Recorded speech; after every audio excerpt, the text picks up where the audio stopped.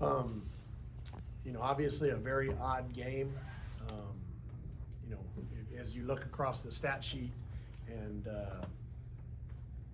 you see where we shot and made the exact amount of free throws. It's just, you just don't see games like this very often.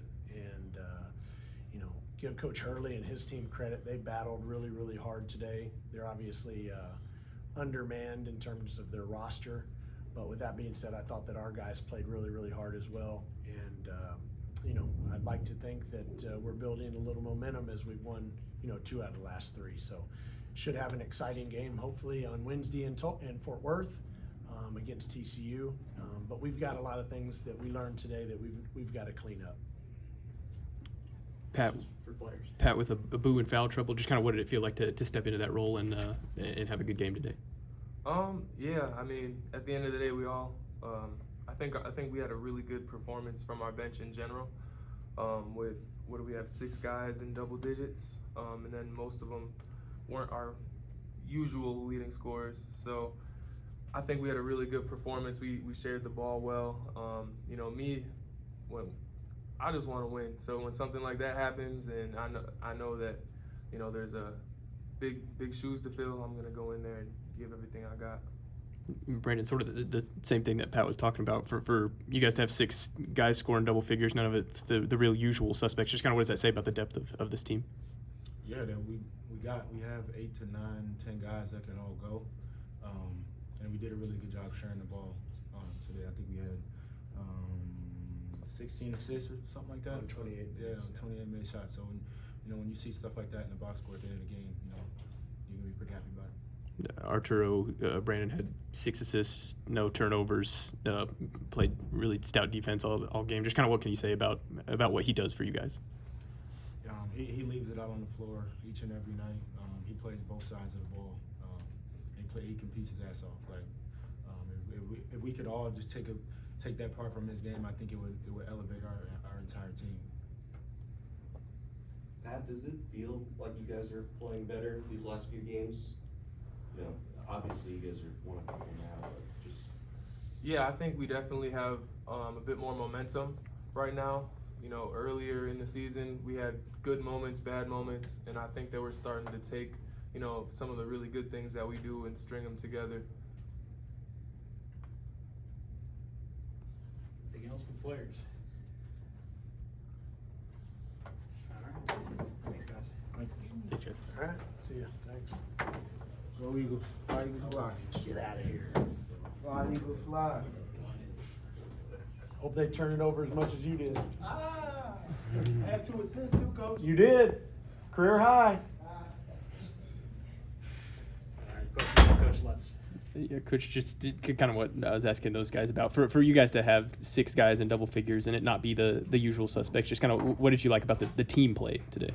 Yeah, and I'll just say this up front. I thought that we had a couple individuals who maybe were not on the page with us, and therefore I did not play them as much tonight. But I was happy with the fact that all those other guys that contributed well, they were all about the team tonight. They were all about winning tonight, and they did a fantastic job. With a boo and foul trouble, you've got Rob and Pat going against a 7-footer for most of the night. Just kind of what did you think about their will to compete? Yeah, I thought they were fantastic. I mean, obviously we out-rebounded them, and that's a feather in those 2 guys' caps. I thought that we did a good job boxing them out, and I thought we did a good job sealing them on drives, and that allowed us to get to the rim a little bit more. But both those guys competed at a high level and gave us valuable minutes, And Abu got into foul trouble. As I said, it was a very weird game all the way around.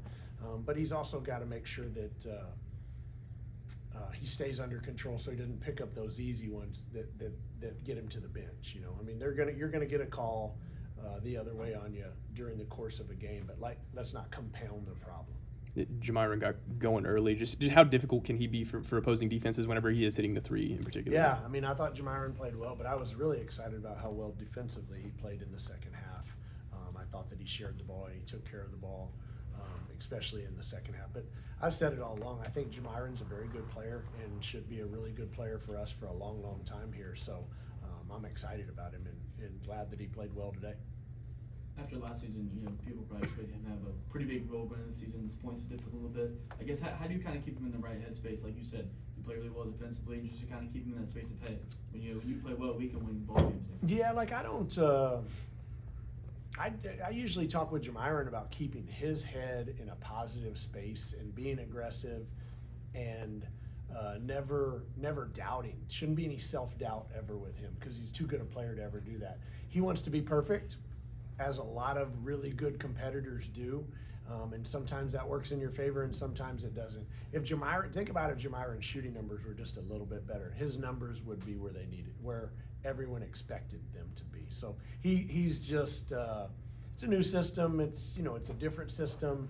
He's gonna be totally fine. Arturo plus 17 really didn't have to score until hitting free throws late. Just kind of what you think of his overall performance. Yeah, I thought he was good, especially to start the game. I thought he started us off very well, put us in a positive light, and then he got either tight or he lost concentration while sitting on the bench. He sat on the bench probably a little bit longer than normal because I thought Khalil in that second group was playing well to start the game.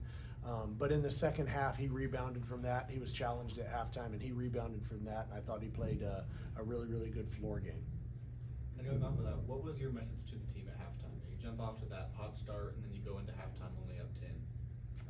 What was your message to them? Yeah, it was an animated message of the really good teams know how to finish games, and the really good teams, when things are going well, they don't get selfish, they don't get complacent, they don't take possessions off on the defensive end, and we've got to decide how good we're going to be. Like, this was an opportunity to get a convincing win, and we got off track there for a little bit right before the half. Coach, what's just the overall message? You have 8 games left in the regular season plus Big 12 tournament. What's the message to stay focused and hopefully make a run? Yeah, well, I mean, we've got, what do we have left? 2 of the next 3 at home. So we got 2 TCU, then we have Texas Tech at home. Is that right? Yeah. Yeah. I think so. Yeah. So, I mean, we've got an opportunity. We won tonight, right? So, there's 2 of the next 3 going into this game. I'm sorry.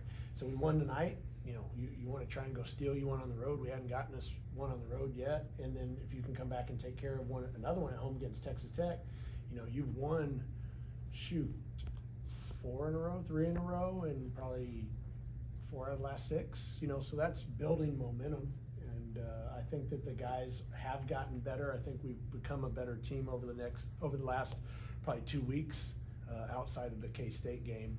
And we need to keep building upon it. We can't take steps backwards. Just sort of speaking to that, it feels like you guys have gotten some positive momentum going. What is the next step? What is the next thing that this team can do better to kind of take that next step Go forward? get a road win. Yeah. Right? We're 0-for in the league on the road. We gotta get a road win. I mean, Arizona State came in here. They had 1-2 on the road prior to coming here. So we've got to figure out a way to go beat TCU. And then if you do that, then you have an opportunity to have I don't know what Tech's going to be, but top 15 team in the country coming to Gallagher-Iba with a little bit of momentum. And you'd like to think that all the fans would come out and support it, and we could get back to that 13-6-11, right?